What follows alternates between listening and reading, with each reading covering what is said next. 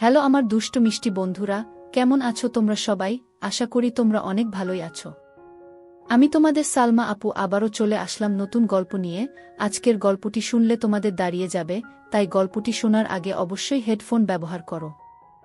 আমি চোখ খুলে দেখি বাবা কি যেন করার চেষ্টা করছে। আমি বললাম, বাবা আপনি এসব কি করছেন? আমি আপনার মেয়ে।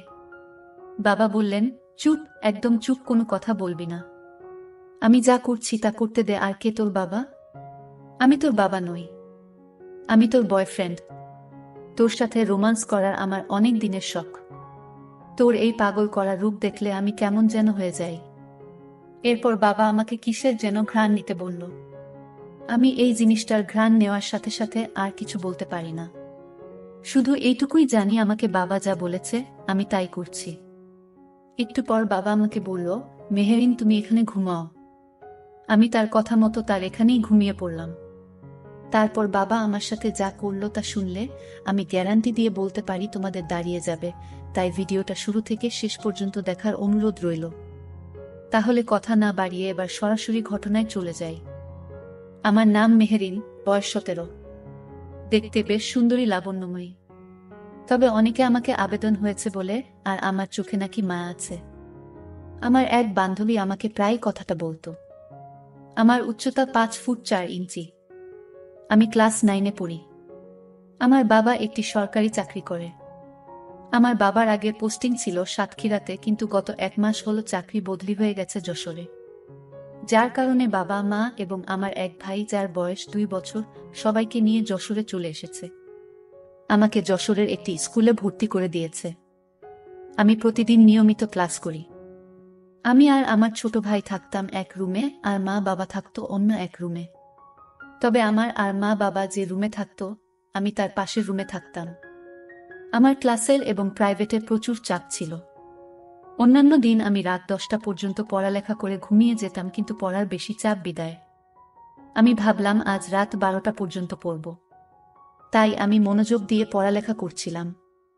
আর আমার ছোট ভাই ঘুমিয়ে পড়েছিল। আমি পড়তে পড়তে হঠাৎ একটি কিসের যেন শব্দ শুনতে পেলাম। লক্ষ্য করে দেখলাম আমার মা বাবা রুম থেকে শব্দটি আসছে। কিসের যেন গোমানির মতো। আমি একটু অবাক হলাম।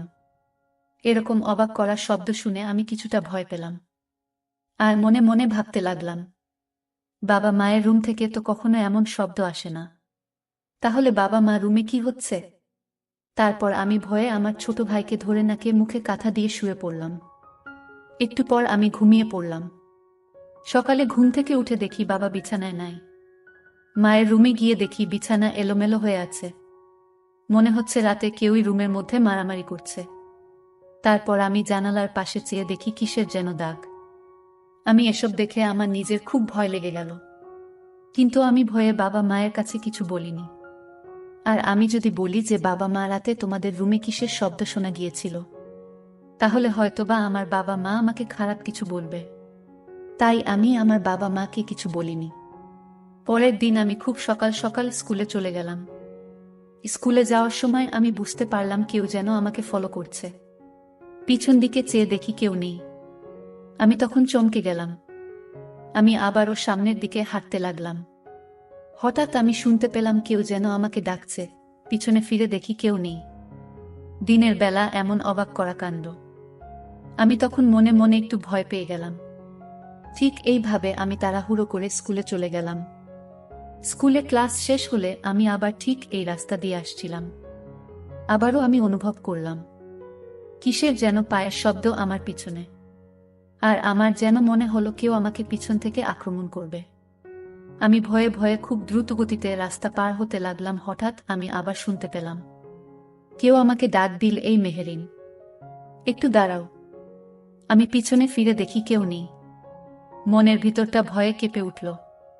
ঠিক এইভাবে আমি ভয়ে ভয়ে বাসায় চলে আসলাম। একদিকে এই ভয়ানক ঘটনা, আবার অন্যদিকে আমার পড়ার খুব চাপ। আমি বাসায় এসে ফ্রেশ হয়ে খাওয়া দাওয়া করে পড়তে বসলাম। পড়তে পড়তে কখন যেন রাত 12টা বেজে গেল। আমি টের পাইনি হঠাৎ আজকে আবার আমি গতকালকের মতো কিসের যেন গোঙানির শব্দ শুনতে পেলাম আমার বাবা মায়ের রুম থেকে। আমি আজকেও ভয় পেয়ে গেলাম আর মনে মনে ভাবতে লাগলাম, এটা কিসের শব্দ? আর এটা কি?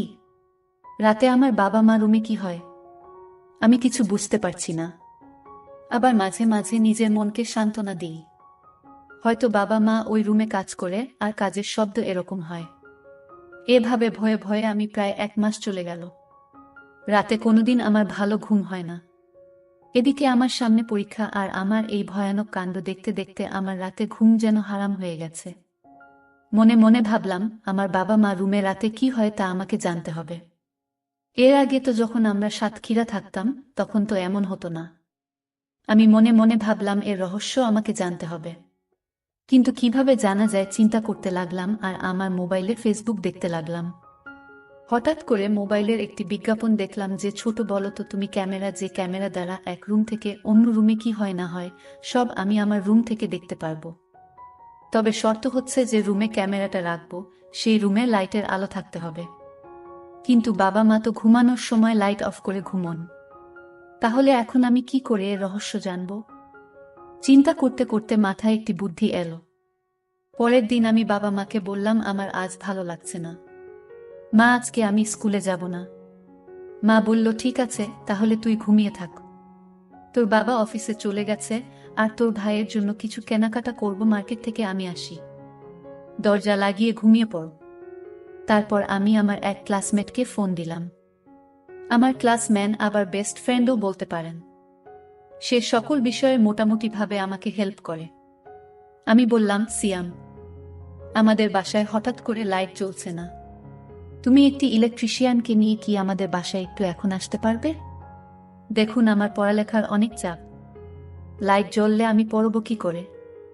আমি তখন বুদ্ধি করে আমার বাবা মা রুমের লাইটের একটা তার ছিঁড়ে রাখলাম, যাতে সিয়াম আমাকে মিথ্যাবাদী না ভাবতে পারে। কিছুক্ষণ পর সিয়াম একজন ইলেকট্রিশিয়ানকে নিয়ে আমাদের বাসায় হাজির হলো। আমি সিয়ামকে বললাম, দেখো তো আমাদের এই রুমের লাইট কি হয়েছে, লাইটটা জ্বলছে না কেন? ইলেকট্রিশিয়ান চেক করে দেখে তারগুলো ছিঁড়া। ইলেকট্রিশিয়ান বলল, ম্যাডাম, রুমের তার ছাড়া, যে কারণে লাইটটা জ্বলে নাই। আমি বললাম, আচ্ছা ঠিক আছে, তাহলে এটা ঠিক করে দিন। আর বললাম, ভাইয়া আমার আরেকটি কাজ করে দিবেন। ইলেকট্রিশিয়ান বলল, কি কাজ আপা? আমি বললাম, এই লাইটটা আরেকটি অন অফ সুইচ আমার এই রুমে লাগবে। আপনি কি আমাকে একটা সুইচ লাগিয়ে দিতে পারবেন? সে বলল, ঠিক আছে, আমি লাগিয়ে দিচ্ছি। তারপর তারা আমার কাজ শেষ করে চলে গেল। পরের দিন আমি অনলাইন থেকে সেই মিনি ক্যামেরা অর্ডার দিই। কিছুক্ষণ পরেই ডেলিভারি ম্যান আমাকে সেই মিনি ক্যামেরাটা এসে দিয়ে যায়। এবার মনে মনে ভাবলাম, এখন দেখতে পারবো আমার বাবা মা রুমে রাতে কি হয়। সন্ধ্যাবেলা আমি বাবা মা রুম ঝাড় দেওয়ার চল করে তাদের রুমে গেলাম, এবং আমি ক্যামেরাটা একটি বিশেষ জায়গায় সেট করলাম, যেখান থেকে আমি আমার মোবাইল দিয়ে খুব ভালো করে পুরোটা দেখতে পারি। ক্যামেরাটা খুব সুন্দরভাবে সেট করে আমি আমার